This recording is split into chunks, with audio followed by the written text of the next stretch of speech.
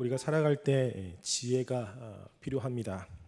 특별히 지혜는 어떤 일을 처리할 때 그리고 중요한 일을 선택할 때 더욱더 필요합니다. 우리는 매 순간순간마다 선택들을 하게 됩니다. 그 선택들이 때로는 가벼운 선택일 수도 있지만 때로는 중요한 선택일 수도 있습니다. 한 번의 선택으로 삶의 방향이 달라지는 경우도 있습니다. 성경에 보면 우리가 새벽에 살펴보고 있는 그 열왕기의 르호보암 왕이 그런 사람이죠. 르호보암 왕의 선택으로 인해서 남북이 갈라지게 되었고 그리고 같은 동족이 싸움을 하게 되는 일이 벌어졌습니다. 그래서 이 지혜는 그렇게 중요한 선택의 기로에서 바른 길, 또 올바른 길을 선택하게 만드는 것이죠. 그러면 지혜로운 선택이라는 것은 과연 어떤 것입니까? 우리가 지혜로운 삶이라는 것은 과연 무엇을 의미하는 것일까요? 지혜로운 삶이라고 하는 것은 바로 하나님과 관련해서 생각해 볼 수가 있습니다. 하나님께서는 이 세상을 창조하셨죠. 근데 창조하신 것과 함께 이 세상의 원리를 만들어 놓았습니다. 그래서 하나님과 인간 간의 관계의 원리, 질서, 그리고 인간과 인간 사이의 질서, 그리고 인간의 내면의 질서, 인간과 자연 사이의 질서를 만들어 놓았습니다. 우리가 이 세상을 살아갈 때 하나님이 만드신 질서대로 살아갈 때 가장 행복한 삶을 살 수가 있는 거죠. 어떤 문제가 있을 때 하나님이 창조하신 그 질서대로 우리가 선택을 한다면 우리는 가장 지혜로운 선택을 하는 것일 것입니다. 반면에 어떤 일을 선택하는데 하나님의 질서와 관계가 없는 그 질서에서 벗어난 행동을 한다면 우리의 삶은 피폐해질 수밖에 없는 것입니다.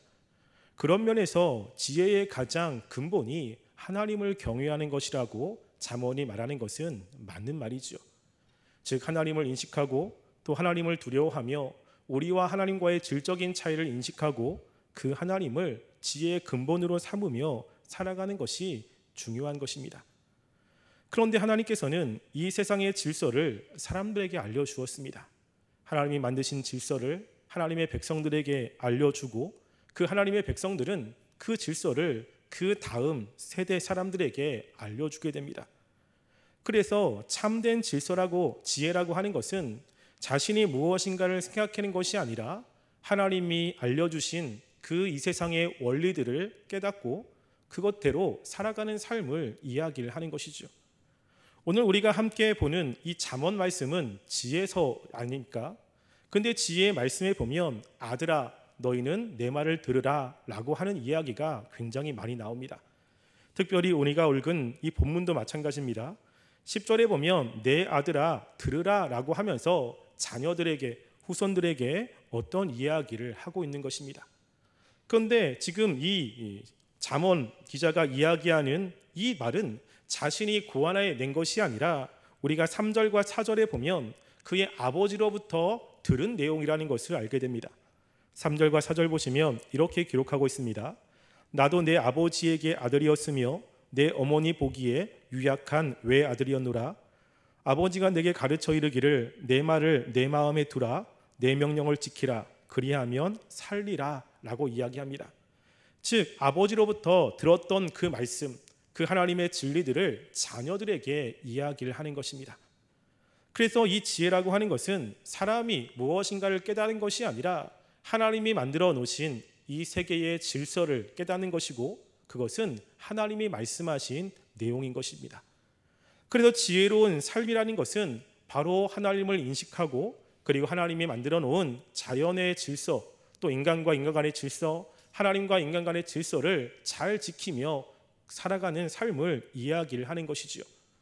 그런데 우리가 살아가는 이 삶 가운데는 이렇게 지혜로운 삶을 사는 사람이 있는 반면 때로는 악한 사람들이 가는 길이 있음을 이야기를 합니다.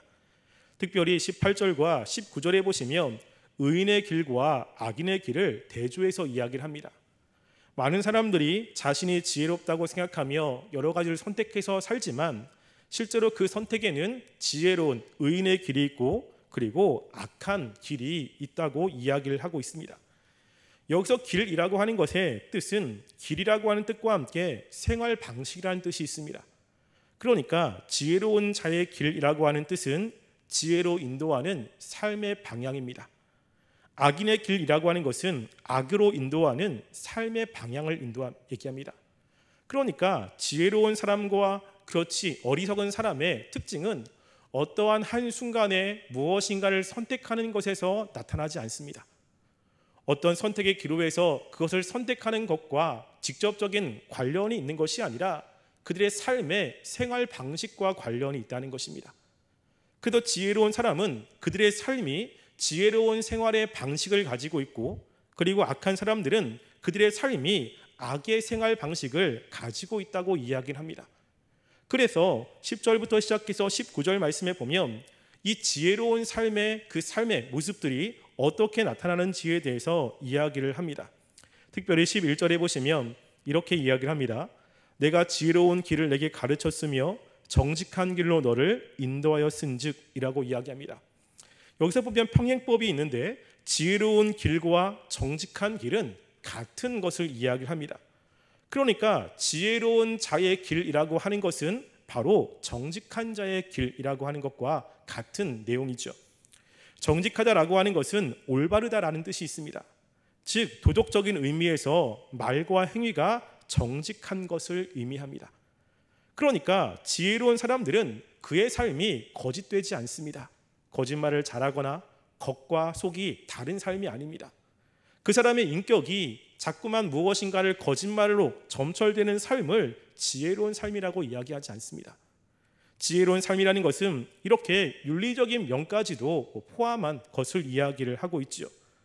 헬라의 지혜는 어떤 문제를 해결하는 능력과 관련이 있지만 히브리적인 지혜는 그 능력과 함께 윤리적인 것을 포함합니다. 그래서 지혜로운 사람이 다른 사람들이 다 악하다라고 하는 것을 서슴없이 범하지는 않습니다. 자신의 죄악된 삶을 숨기기 위해서 노력하는 이런 삶이 아닌 것입니다. 뿐만 아니라 이 지혜로운 삶을 18절에는 의인의 길이라고 이야기를 하고 있죠. 의인이라고 하는 것의 사전적인 뜻은 죄가 없다는 뜻입니다. 그런데 이 세상에 죄가 없는 사람은 아무도 없지 않습니까? 그러니까 의인의 길이라는 것은 이 세상에서 죄를 짓지 않는 사람들의 삶의 원리를 이야기하는 것이 아닙니다. 이것은 바로 하나님을 의지하는 것을 이야기합니다. 그래서 지혜로운 사람을 하나님을 의지하며 살아가는 삶의 방식을 가지고 있는 사람들이죠. 그래서 지혜로운 삶이라는 것을 우리가 정의하면 하나님을 의지하며 윤리적으로 바른 길을 가는 사람을 이야기를 하고 있습니다. 악한 사람들은 이것과 반대겠죠. 악한 사람은 하나님을 의지하지 않습니다. 그들의 삶에 하나님에 대한 인식이 있지 않습니다. 뿐만 아니라 그의 삶은 윤리적으로도 바르지 않습니다. 그래서 윤리적으로도 어긋났고 그리고 죄악된 삶을 살아가는 삶을 이야기를 하는 것이죠. 이렇게 의인의 길과 그리고 악인의 길은 그의 삶의 방향이 다를 뿐만이 아니라 그들의 결론도 다르게 됩니다. 그래서 이 의인의 길을 걷는 사람과 악인의 길이 어떻게 다른지를 18절과 19절이 이야기를 하고 있습니다. 우선 지혜로운 길, 의인의 길의 특징은 돋는 햇살 같다라고 하는 것이고 악인의 길의 특징은 어둠이라고 하는 뜻입니다. 돋는 햇살 같아서라고 하는 것은 밝은 광명을 의미하고 있고요. 이 광명은 아침에 햇살을 의미합니다. 아침에 해가 뜨면 굉장히 밝지 않습니까? 그래서 이 의인은 빛과 같고 그 악인은 어둠과 같습니다. 보통 빛과 어둠의 의미는 빛은 생명을 상징하고 이 어둠은 죽음을 상징하지 않습니까? 그런데 이들의 삶은 시간이 지나면서 이제 달라지기 시작합니다. 그래서 의인들은 시간이 지나면서 어떻게 달라지냐면 18절 하반절에 보시면요. 돋는 햇살 같아서 크게 빛나 한낮의 광명에 이르거니와 라고 이야기를 합니다. 그래서 점점점 햇볕이 점심때가 되면 가장 찬란하게 빛나지 않습니까? 아침에 빛났던 햇빛이 점심이 되면 굉장히 찬란하고 그리고 밝게 빛납니다. 의인의 삶이 그렇다는 것이죠. 의의 삶은 점점점 시간이 지나면서 무엇인가 밝은 빛을 내는 것이 있습니다. 그러면 악인의 삶은 어떻게 표현을 해야 될까요? 악인은 어둠이라고 이야기를 했습니다. 그러면 악인의 삶은 점점점 어두워진다 라고 표현을 해야 됩니다. 그런데 우리가 19절에 보면 악인이 점점점 어두워진다라고 표현을 하지 않고요, 그것을 다른 말로 표현을 하고 있습니다. 19절 보시면 악인의 길은 어둠 같아서 그가 걸려 넘어져도 그것이 무엇인지 깨닫지 못하느니라 라고 이야기합니다. 그러니까 여기에서 이 찬란하다, 빛이다라는 것이 어떤 뜻인지를 우리에게 이야기를 하죠. 그것은 무엇과 관련되어 있냐면요, 깨달음과 관련이 되어 있습니다. 악인들은 자신들이 지금 걸려 넘어졌어요. 무엇인가 어려움이 있고 삶이 힘든 것이 있고 그랬을 때 그것이 왜 그렇게 됐는지, 자신이 왜 넘어졌는지를 전혀 깨닫지 못하고 있음을 강조하고 있습니다. 특별히 깨닫지 못하다는 것은 굉장히 강한 어조로 되어 있습니다. 그래서 완령과 강한 부정형으로 되어 있어서 이들은 절대로 알 수가 없는 것입니다. 자신들이 넘어졌을 때, 자신들이 무너졌을 때 왜 자신들이 무너졌는지 그 이유를 전혀 알 수가 없다는 것에 강조점이 있습니다. 의인들도 넘어질 때가 있지 않습니까? 그래도 의인들이 안 넘어지는 것은 아닙니다. 그런데 의인은 넘어져도 그것 때문에 실족하거나 아니면 제가 왜 넘어졌는지 모르지 않습니다. 특별히 의인에 대해서 설명을 하고 있는 말씀 12절 말씀에 그것을 이야기를 하고 있는데요, 12절 말씀에 보면 두 가지의 길을 이야기합니다. 다닐 때에 내 걸음이 공고하지 아니하겠고 달려갈 때에 실족하지 아니하리라 라고 이야기하죠. 여기 보면 두 가지의 길, 다닐 때 하고 그리고 달려갈 때라고 하는 두 가지의 상황을 이야기를 합니다. 다닐 때라고 하는 것은 일생의 여정 가운데 그냥 일상적인 평안한 삶인 거예요. 그냥 매일매일 살아가는 그러한 삶을 이야기를 하고 있고, 달려갈 때는 무엇인가 급하지 않습니까? 뭔가 바쁜 거지요. 즉 위급하고 어려운 때를 상징하고 있습니다. 그러니까 의인들도 그냥 평안할 때가 있지만 어렵고 힘들 때가 있습니다. 위기의 순간, 어려운 순간, 절망의 순간, 이런 순간들이 의인들에게도, 지혜로운 사람들에게도 있습니다. 그런데 차이가 무엇이죠? 그 차이는 이 지혜로운 길, 의인의 길을 가는 사람들은 달려갈 때에 그 걸음이 공고하지 않다는 것입니다. 공고하다는 뜻은 내적인 억압을 이야기를 하고 있습니다. 즉 무엇인가 살아갈 때 마음에 억압되는 것들이 있지 않다는 것이죠. 즉 있긴 있지만 그것을 극복한다는 것입니다. 달려갈 때에 실족하지 않는다라는 것은, 이 실족이라는 뜻은 요동하다, 흔들리다, 비틀거리다, 지치다, 공고하다, 걸려 넘어지다라는 뜻입니다. 즉 그렇게 달려갈 때가 있습니다. 어려울 때가 있죠. 근데 중요한 것은 무엇이죠?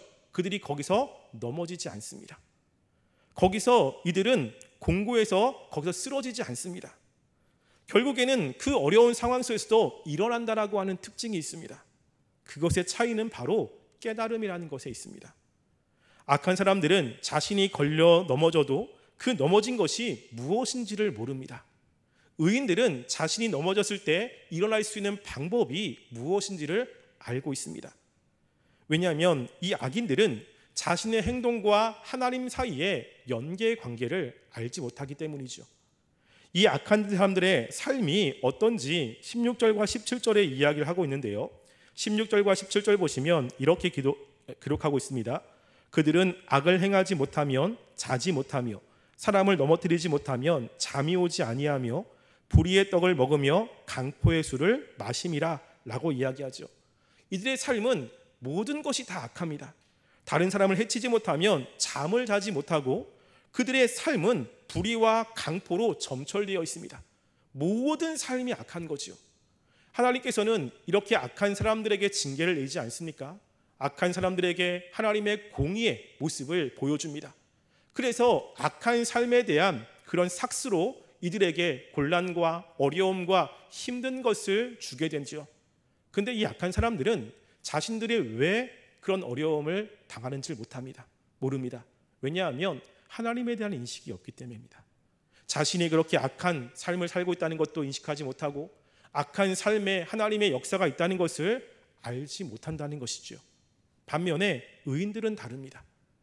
의인들은 이것과 조금 다른데요, 그 전에 이 잠언에서 이 악한 사람들에 대해서 계속해서 이야기를 하고 있는 것이 바로 깨닫지 못한다라는 단어가 이 뒤에도 계속해서 나오고 있습니다. 그래서 잠언 5장 6절에 보면 이 악한 어리석은 사람들에 대해서 이렇게 이야기합니다. 그는 생명의 평탄한 길을 찾지 못하며 자기들이 든든하지 못하여도 그것을 깨닫지 못함이니라 라고 이야기하죠. 그들은 생명의 평탄한 길을 찾지 못합니다. 그리고 길이 든든하지 못하지만 든든하지 못하다는 것을 인식하지 못하는 것이 악인들의 특징입니다. 뿐만 아니라 잠언 7장 23절에 보면 이렇게 기록하고 있습니다. 필경은 화살이 그 간을 뚫게 되리라. 새가 빨리 그물로 들어가되 그의 생명을 잃어버릴 줄을 알지 못함과 같으니라 라고 이야기하죠. 지금 자신들이 죽음의 길을 가고 있습니다. 그대로 가면 간이 뚫려서 죽는 길이죠. 그런데 이들은 그렇게 죽는 길을 가지만 그것이 죽는 길인지를 알지 못하고 있다는 것입니다. 계속해서 이 뒤로 이 어리석은 사람들의 특징을 모른다, 깨닫지 못한다 라는 것으로 계속 표현하고 있습니다. 그런데 의인들은 그렇지 않죠. 의인들은 이렇게 공고한 때가 있어도 다시 일어날 수 있습니다. 특별히 잠언 24장 16절 말씀에는 이렇게 기록하고 있는데요. 대저 의인은 7번 넘어질지라도 다시 일어나리니와 악인은 재앙으로 말미암아 엎드려지느니라 라고 이야기하죠. 의인과 악인을 대조하고 있습니다. 의인은 7번 넘어질지라도 라고 이야기를 하죠. 7이라고 하는 숫자는 완전수 아니겠습니까? 다른 사람이 봤을 때 완전히 넘어진 거예요. 다시는 일어날 수 없는 상황입니다. 스스로 생각해도 이제는 일어날 수 없는 상황이지만 의인은 그럼에도 불구하고 다시 일어납니다. 왜 그렇습니까? 이 의인은 의라는 뜻이 하나님을 의지한다고 이야기하지 않습니까? 하나님을 의지하는 것이죠. 그 절망의 순간 속에서도 하나님을 바라보고 그리고 하나님께 도움의 손길을 취하고 하나님을 찾는 사람이라는 것입니다. 반면 악인은 재앙으로 말미암아 엎드려지느니라 라고 이야기를 하죠. 악인은 재앙을 만나면 그대로 엎드려집니다. 즉 의인과 악인은 완전히 다른 삶을 살게 되는 것이죠. 그래서 우리가 구약과 신약에 보면 이렇게 하나님을 의지하고 지혜로운 삶을 살았던 사람들의 삶을 보아도 우리는 알 수 있습니다. 특별히 구약의 의로운 삶, 지혜로운 삶이라고 하면 다윗을 들지 않을 수 없지요. 그러니까 다윗이 블레셋과 부세셋의 몸을 피신하고 사울과 전쟁을 하고 있는 때입니다. 블레셋 사람들이 다윗을 군장으로 삼아서 이제 다윗은 이 사울과 전쟁을 해야 되는 상황이지만 하나님의 은혜로 다시 자기의 거처지로 돌아왔습니다. 자신이 살던 시글락에 돌아왔을 때 깜짝 놀랄 만한 일이 벌어졌죠. 바로 아말렉 사람들이 그 시글락에 있는 그 처자식들을 다 데려간 것입니다. 분명히 돌아오면 그 식구들이 있어야 되는데 아무도 없는 것입니다. 그럴 때 다윗과 함께했던 사람들이 다윗을 돌로 쳐 죽이려고 합니다. 사무엘상 30장 6절 말씀에는 이렇게 이야기를 하는데요. 백성들의 자녀들 때문에 마음이 슬퍼서 다윗을 돌로 치자 하니 라고 이야기합니다. 지금 다윗은 적군 한복판에 있습니다. 그리고 자신과 함께 있던 사람들이 함께 힘을 모아서 이 어려움을 극복해야 되는데 자신 편이라고 생각했던 사람들이 다윗을 돌로 쳐 죽이려고 하는 상황입니다. 그대로 두면 다윗은 죽을 수밖에 없는 상황이죠. 다윗이 그것을 해결할 수 있는 방법이 마땅히 생각나지 않았던 것 같습니다. 근데 다윗은 지혜로운 삶의 그런 생활 양식을 가지고 있는 사람입니다. 그 순간에 다윗이 한 것이 무엇인지 아십니까? 그 다음 말씀이 이렇게 기록하고 있습니다. 다윗이 크게 다급하였으나 그의 하나님 여호와를 힘입어 용기를 얻었더라 라고 이야기하죠. 그는 그 순간에 하나님을 생각한 것입니다. 그 순간에 하나님을 바라보며 용기를 얻었습니다. 그리고 하나님 앞에 뜻을 물어봤죠. 우리가 지금 이런 군대를 추격하면 따라잡겠습니까? 라고 했을 때 하나님께서 다윗에게 이야기합니다. 쫓아가면 따라잡을 것이다 라고 하면서 그의 식솔들을 다 데리고 오지 않았습니까? 어렵고 힘든 순간이 분명히 있습니다. 그리고 아무것도 할 수 없는 그런 순간도 있습니다. 그럴 때 의인의 길을 걷는 사람들은 그들의 생활 양식이 하나님을 바라보는 사람들입니다. 하나님을 의지하는 사람들이죠. 다윗도 어렵고 힘든 순간에 하나님을 바라보며 하나님이 주신 지혜로 하나님이 주신 힘으로 그 어려움을 극복했다고 이야기를 합니다. 신약으로 보면 바울도 있습니다. 특별히 바울이 고린도후서에 보면 자신이 사역할 때 얼마나 힘든 일이 있었는지에 관해서 이야기를 하는데요. 그 말씀 가운데 하나가 이런 말씀입니다. 아마 다들 아실 말씀일 겁니다. 고린도후서 4장 7절부터 9절 말씀에 보면 이런 말씀이 있는데요. 우리가 이 보배를 질그릇에 가졌으니 이는 심히 큰 능력은 하나님께 있고 우리에게 있지 아니함을 알게 하려 함이라. 우리가 사방으로 우겨쌈을 당하여도 쌓이지 아니하며 답답한 일을 당하여도 낙심하지 아니하며 박해를 받아도 버림받지 아니하며 거꾸로 꾸림을 당하여도 망하지 아니하고 라고 이야기하죠. 네 가지의 표현으로 자신이 얼마나 힘들었음을 이야기를 합니다. 우겨쌈을 당하는 것, 그리고 답답한 일을 당하는 것, 박해를 받는 것, 거꾸로 뛰임을 당하는 것, 굉장히 답답한 상황입니다. 어떻게 해야 할지 모르는 그런 상황입니다. 그런데 그런 상황에서도 자신은 쌓이지 않았고 낙심하지 않았고 버림받지 않았고 망하지 않았습니다. 그 이유가 무엇입니까? 다윗이 그런 답답한 상황 속에서 그렇게 쌓이지 않았고 답답하지 않았다는 그 이유는 바로 그의 마음에 보배를 가지고 있기 때문입니다. 이 보배는 예수 그리스도이시죠. 이 예수 그리스도를 고린도 전서에 보면요, 하나님의 지혜라고 이야기합니다. 하나님의 탁월한 지혜가 예수님에게 있고 그 예수님의 복음을 가지고 있는 이 바울은 그렇게 힘든 상황 속에서도 하나님을 의지하며 하나님의 방법으로, 하나님의 주는 힘으로 그 어려움을 이겼다는 것입니다. 그래서 의인과 악인의 생활 방식은 다르고 결과도 다릅니다. 그래서 의인과 악인에게 똑같이 어려운 일이 있고 답답한 일이 있고 힘든 일이 있지만 의인은 그 어려움을 하나님을 바라보며 이기고 악인은 하나님을 알지 못하여 망한다라고 이야기를 하고 있는 것입니다. 우리가 그러면 이런 상황 속에서 의로운 삶을 살아야 되지 않습니까? 그러면 지금 여기서 이 기자가 이야기하고 있는 의로운 자, 지혜로운 자의 삶은 과연 어떤 삶인 것입니까? 지혜로운 그런 생활 방식, 삶의 방식을 가지려면 그러면 어떤 것이 그런 생활 방식인지 10절부터 시작해서 이제 이야기를 하고 있습니다.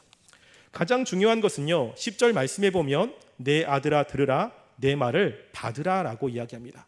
가장 먼저 중요한 것이 무엇이죠? 듣는 겁니다. 처음에 이야기했듯이 하나님이 이 세상을 창조하셨고 이 세상의 질서를 만드셨습니다. 그 질서는 인간이 알 수가 없는 겁니다. 하나님께서 그 질서를 하나님의 백성들에게 알려주었습니다. 하나님의 백성들은 그 질서를 그 자녀들에게 알려주지요. 그 자녀들은 그 다음 자녀들에게 알려준 것입니다. 우리가 이런 지혜를 알 수가 없습니다. 인간의 지혜로 하나님의 지혜를 알 수가 없죠. 인간이 가지고 있는 것으로 하나님의 원리를 깨달을 수가 없습니다. 그렇기 때문에 지혜로운 사람의 가장 큰 특징은 바로 하나님의 말씀을 듣는 것입니다. 하나님의 말씀을 들어야 하나님의 지혜를 알게 되고 하나님의 원리를 알게 되지 않습니까? 그래서 하나님의 말씀을 듣지 않는 사람은 지혜로운 사람이 될 수가 없습니다. 그런데 그 지혜로운 사람을 듣는 것만으로 이야기하지 않습니다. 13절에 보면 이제 그 지혜로 들으라라고 하는 것과 함께 무엇을 이야기를 하냐면요, 13절 보면 훈계를 굳게 잡아 놓치지 말고 지키라라고 이야기하죠. 무엇입니까? 하나님의 말씀을 들었으면 그 훈계를 삶으로 지켜나가는 삶이라는 것입니다. 완벽하게 지키지 못할 수도 있습니다. 그런데 지혜로운 사람들은 하나님의 말씀, 들었던 말씀을 끊임없이 삶으로 지키려고 하는 사람들이는 것이죠. 지켜야 유익이 있습니다. 이제 어제가 추석이었기 때문에 추석이 되면 많은 사람들이 계획했던 것이 깨지는 일들이 있습니다. 그 중에 하나가 다이어트죠. 그러니까 많은 사람들이 다이어트를 하지 않습니까? 저도 다이어트를 하고 있습니다. 그런데 추석 전에 이제 추석 음식들이 대부분 기름지죠. 그래서 기름진 음식을 먹으면 살이 찌기 때문에 내가 추석에 이제 기름진 음식을 조금만 먹으리라라고 다짐을 합니다. 왜냐하면 기름진 음식을 많이 먹으면 살이 더 많이 찌기 때문에 그렇습니다. 이 원리는 맞죠. 그런데 아침에 딱 일어나 보니까 내가 좋아하는 갈비가 있고 옆에는 전이 있습니다. 냄새가 너무 맛있게 나는 거죠. 그러면 그것들을 한 점, 두 점 먹습니다. 그리고 나서 추석 내내 그 맛있는 음식을 많이 먹으면 살이 빠집니까? 찝니까? 찌죠. 그리고 후회를 합니다. 왜 그렇죠? 내가 그런 것을 먹으면 안 된다는 걸 알지만 지키지 않는 겁니다. 지키지 않으면 그 유익을 얻을 수가 없는 거죠. 하나님의 말씀을 많이 압니다. 하나님의 말씀을 들었습니다. 근데 그 말씀이 마음 가운데 있다면 그 말씀을 지키려고 노력해야 됩니다. 노력하지 않으면 아무런 유익이 없습니다. 아는 것만 가지고 하나님의 그 주시는 은혜들을 경험할 수 없는 거죠. 그래서 이야기를 하는 겁니다. 10절 말씀에는 들으라라고 이야기하고 그것과 함께 가장 13절 말씀에는 훈계를 놓치지 말라는 이야기를 하지요. 그렇게 하면 10절 하반절에 보면요, 내 생명의 해가 길고 13절에면 이것이 내 생명이라고 이야기합니다. 생명이라는 것은 그의 삶의 수명이 연장되는 것을 이야기하는 것이 아니고요, 그의 삶의 질을 이야기합니다. 그래서 그의 삶이 생명처럼 밝게 그리고 행복하게 하나님의 은혜 가운데 산다라는 것을 이야기를 하고 있는 것이죠.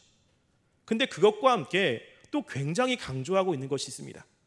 그것은요, 14절과 15절에 그 비슷한 단어를 6번이나 반복해서 이야기하는 것이 있습니다. 14절과 15절 말씀을 보시면요, 이렇게 기록하고 있는데요, 사악한 자의 길에 들어가지 말며 악인의 길로 다니지 말지어다. 그의 길을 피하고 지나가지 말며 돌이켜 떠나갈지어다 라고 이야기합니다. 무엇이죠? 악한 길에 들어서지 말라는 것입니다. 그래서 4절은 스스로 찾아가는 것을 묘사합니다. 그래서 악한 길에 네가 스스로 찾아가서 들어가지 말고 악인의 길에 스스로 찾아가서 들어가지 말라는 것이죠. 15절 말씀에는 그 악한 길이 찾아오는 것을 이야기를 합니다. 그래서 그 길이 찾아오면 피하고 지나가지 말며 돌이켜 떠나라고 하면서 지금 6번이나 강조를 하고 있습니다. 무엇이죠? 악은 찾지도 말고 설령 찾아올지라도 최선을 다해서 도망가라는 것입니다. 악과 함께하면 지혜로운 길은 갈 수가 없습니다. 내가 악을 찾고 악이 온다고 해서 어쩔 수 없네 라고 한다면 그의 삶의 방식은 지혜로운 삶의 방식이 될 수 없다는 것입니다. 그래서 지금 이 기자는 그 아들에게 이야기하는 것이죠. 지혜로운 길이 정말로 중요합니다. 그리고 지혜로운 길을 찾아야 됩니다. 그 길을 살아야 됩니다. 그러면 지혜로운 길을 사는 사람들의 삶의 모습은 먼저 하나님의 말씀을 듣기를 원합니다. 하나님의 말씀을 듣고 무엇이 하나님이 원하시는 것인지, 무엇이 하나님이 기뻐하는 것인지 이것을 먼저 깨닫는 것입니다. 깨달았다면 깨닫는 것으로 끝나는 것이 아니라 그 다음에 그 길에서 벗어나는 게 만드는 것들은 피하고 하나님의 그 말씀을 지키며 살아가는 삶이 있다면 지혜로운 삶의 여정, 길이라는 것을 이야기를 하고 있는 것이죠. 우리는 어떻습니까?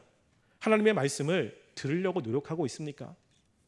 우리가 지혜로운 사람이라면 하나님의 말씀을 들으면서 그 말씀의 의미를 깨닫고 그리고 하나님이 원하시는 것이 무엇인지가 마음에 새겨지고 그리고 하나님이 싫어하는 것이 어떤 것인지가 분명히 분별이 될 것입니다. 그리고 그것들을 마음에 품고 매 순간순간마다 하나님이 원하시는 대로 살려고 노력하며 애를 쓰는 삶인 것이죠. 혹 내가 실수해서 아니면 연약해서 그 길에서 벗어났다면 그 길로 가면 악인의 길입니다. 그 길로 가면 어두움밖에 없습니다. 그렇기 때문에 그 길로 간 것을 회개하고 다시 하나님이 원하시는 길로 가려고 기도하며 회개하며 노력하는 삶, 이것이 지혜로운 자의 길이라고 이야기를 하고 있는 것입니다. 우리가 말씀을 통해서 성경은 그렇게 이야기를 하고 있습니다. 나는 어떤 길을 가고 있습니까? 아니 어떤 길을 가고 싶습니까? 모두가 다 지혜로운 길을 가고 싶다고 이야기를 할 것입니다. 가고 싶은 마음은 있지만 실제로 그렇게 가려면 성경에 이야기하고 있는 이것들을 내가 삶으로 가지고 있어야 되는 것이죠. 하나님의 말씀을 듣기를 기뻐하고 있습니까? 하나님의 말씀 안에 하나님의 뜻이 무엇인지를 알려고 애를 쓰고 있습니까? 그것이 깨달았다면 그 깨달은 말씀을 지키기 위해서 삶에서 분투하며 하는 모습이 나의 삶 가운데 있습니까? 그냥 들려진 것을 가지고 끝나고 하나님의 뜻은 이런 것이야 그냥 아는 것만 가지고 내가 하나님이 원하시는 삶을 살고 있다고 생각하고 있는 것은 아닙니까? 지금 분명하게 이 의인의 길, 지혜자의 길은 말씀을 듣고 훈계를 지키며 악한 길을 벗어나는, 악한 길을 피하는 삶이라고 이야기를 하고 있습니다. 우리가 이 시간 기도할 때 하나님, 우리가 귀를 열어 하나님의 뜻을 깨닫게 하시고, 그 뜻을 깨달았다면 하나님의 그 말씀과 관련된 것을 우리가 지키며 또 하나님의 말씀에서 벗어나는 것을 피하는 삶을 살기를 원합니다. 우리의 그렇게 살 수 있는 힘과 은혜를 주시고 우리의 삶 가운데 하나님이 주시는 그 풍성한 은혜들이 우리 삶 가운데 넘쳐날 수 있도록 우리 삶 가운데 역사해달라고 기도하며 나가는 시간 되기를 간절히 소원합니다.